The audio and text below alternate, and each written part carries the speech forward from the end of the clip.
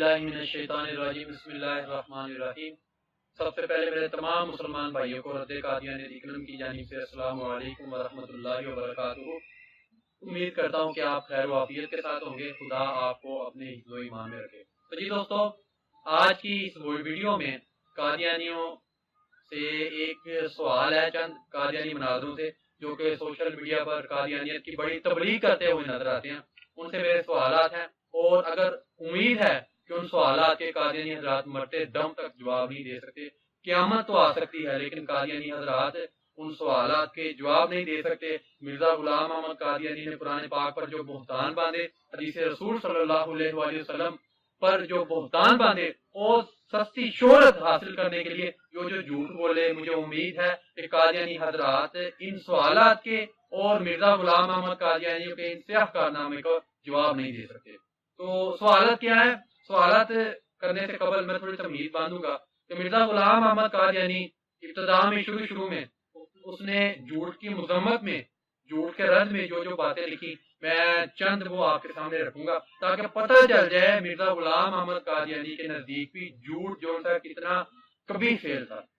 मिसाल के तौर पर मिर्जा गुलाम अहमद कादियानी एक जगह पर लिखता है कि झूठ बोलना मुर्तद होने से कम नहीं है। इसी तरह मिर्जा गुलाम अहमद कादियानी एक दूसरे मुकाम पर लिखता है कि झूठ बोलना ऐसा है कि जैसा कोई गो खाता है, यानी मुर्दार हराम शाह खाता है। इसी तरह मिर्जा गुलाम अहमद कादियानी एक जगह पर लिखता है कि झूठ बोलना उबाश जो से लोग हैं उनका काम है। इसी तरह मिर्जा गुलाम अहमद कादियानी एक और जगह पर लिखता है कि झूठ बोलना दुनिया के सबसे बदतरीन कामों में से एक काम है। तो जब ये अब तमहीद बांध गई, अब मैं आता हूँ हवालों की तरफ और सवालत पूछता हूँ। जितने भी कादियानियों के जो उनसे मुनाज़िर हैं, डिबेटर हैं, जो व्हाट्सएप पर कादियानियत की बड़ी तबलीग करते हैं, उनमें से डॉक्टर यहिया हो गया, जरीउल्लाह हो गया, अब्दुल रऊफ हो गया, ताल कादर, जितने भी इनके बड़े बड़े मुनाज़िर हैं, तो मैं सवाल उनसे करूंगा और वक्त है क़यामत तक उनके पास वक्त है कि जब चाहे इन सवालात के जवाब दे दे। मसलन के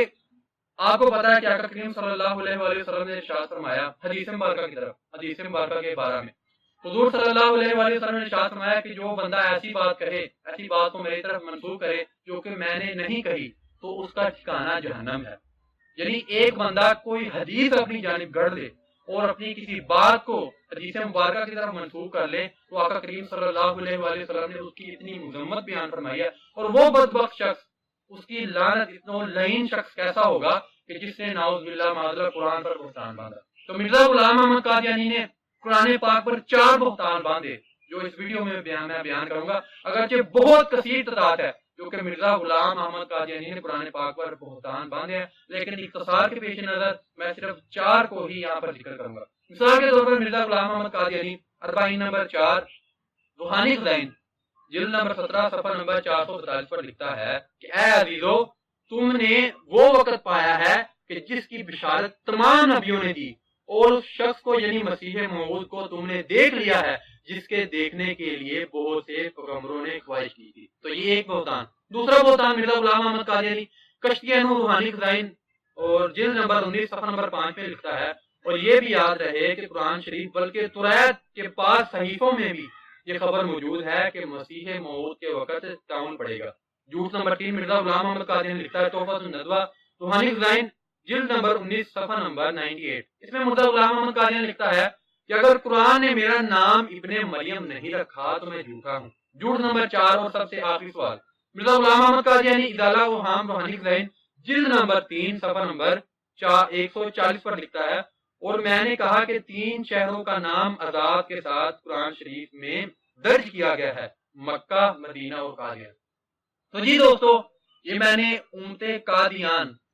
इब्ने मुसैलमा कज़्ज़ाब की तरफ मैंने 4 सवालात रखे हैं, उनकी तरफ 4 सवाल छोड़ के जा रहा हूँ और वक्त दे रहा हूँ क़यामत तक कि जब भी आपको वक्त मिले कि मिर्जा गुलाम अहमद कादियानी ने कुरान पाक पर जो बुहतान बांधा है और ये कहा कि ये वो नबी है, यानी अपनी जानिब निस्बत करके कहा कि मैं वो हूँ कि जिसके तमाम नबी जो जिसकी बशारत देते और उसको देखने की ख्वाहिश करते थे। तो मैं कादियानी से पूछूंगा कि ये जो मिर्जा गुलाम अहमद कादियानी ने झूठ बोला है और कुरान पाक पर बुहतान बांधा है, इसका सबूत कहाँ से मिलता है और कौन से वो ऐसे नबी है? इसलिए मिर्जा गुलाम अहमद कादियानी कह रहा है कि तमाम नबियों ने یعنی حضرت یوسف علیہ السلام ان جیسے حسینوں جمیل نبی نے اس کانے کو دیکھنے کی خواہش ظاہر کی ہو، تو میں قادیانی کو سوال پوچھتا ہوں کہ یہ اس کا ثبوت کہاں سے ملتا ہے؟ دوسرا، مرزا غلام احمد قادیانی نے کہا اور قرآن پاک کا حوالہ دیا اور تورات کا بھی حوالہ دیا کہ ان دونوں کتابوں میں، آسمانی کتابوں میں یہ بات ذکر ہے کہ مسیح موعود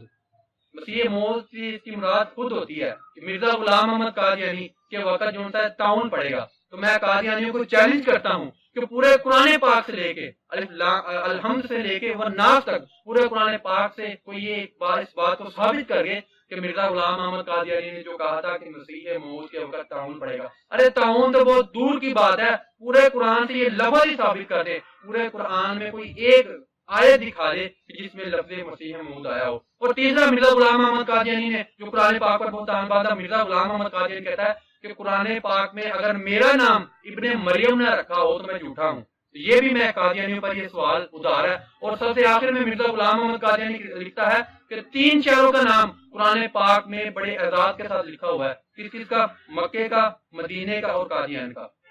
تو میں قادیانیوں سے یہ میرا چیلنج ہے اور مرتے دم تک